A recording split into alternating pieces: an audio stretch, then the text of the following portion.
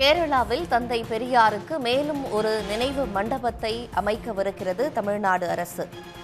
இது தொடர்பாக நம்மோடு கருத்துக்களை பகிர்ந்து கொள்வதற்காக வைக்கம் நூலாசிரியர் திரு பழ அதியமான் தொலைபேசி வாயிலாக இணைகிறார். சார் வணக்கம். கேரளாவோட வணக்கம். வைக்கத்துல கோவிலை சுற்றி இருக்க தெருக்கள்ல ஒடுக்கப்பட்டோரை அனுமதிக்க கோரி நடந்த போராட்டத்துல பெரியாருடைய பங்களிப்பு அப்படிங்கிறது மிகப்பெரியது. ஏற்கனவே தமிழக அரசு சார்பில் நினைவகம் அமைக்கப்பட்டிருக்கு. இப்போ மீண்டும் ஒன்று அமைக்கப்படும் அப்படின்னு சொல்லியிருக்கிறாங்க. எவ்வளவு முக்கியத்துவமான ஒண்ணா பார்க்குறீங்க? மகிழ்ச்சி.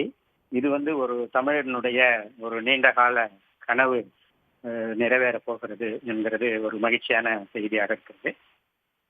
ஐயா பெரியார் அவர்கள் கேரளத்துக்கு வைக்கத்துக்கு சென்று பல மாதங்கள் அங்கிருந்து போராடி அந்த போராட்டத்தை வெற்றி முனைக்கு அழைத்து சென்றார். இதற்கான பதிவுகள் எல்லாமே புத்தகங்களிலும் அன்றைய செய்தித்தாள்களிலும் தான் இருக்கிறது. கண்ணுக்கு தெரிகிறது மாதிரியான ஒரு பெரிய காட்சியாக எந்த ஒரு குறியீடும் இல்லாமல் இருந்த குறை இப்போது நிறைவேறுகிறது.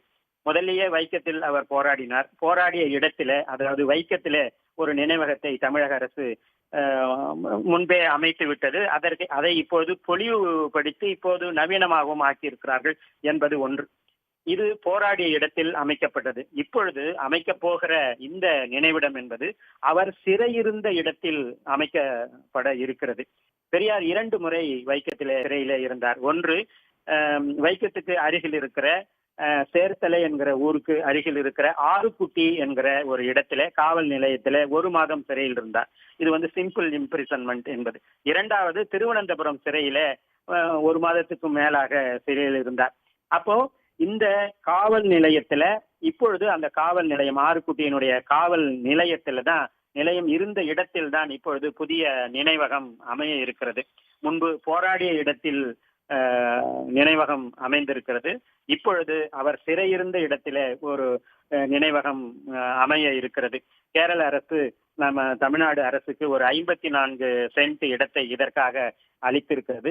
அந்த இடத்திலே தான் பெரியார் சிறையிருந்த இடத்தில் தான் இப்பொழுது ஆறுக்குட்டி என்கிற அந்த இடத்தில் தான் இப்பொழுது நினைவகம் அமைய இருக்கிறது.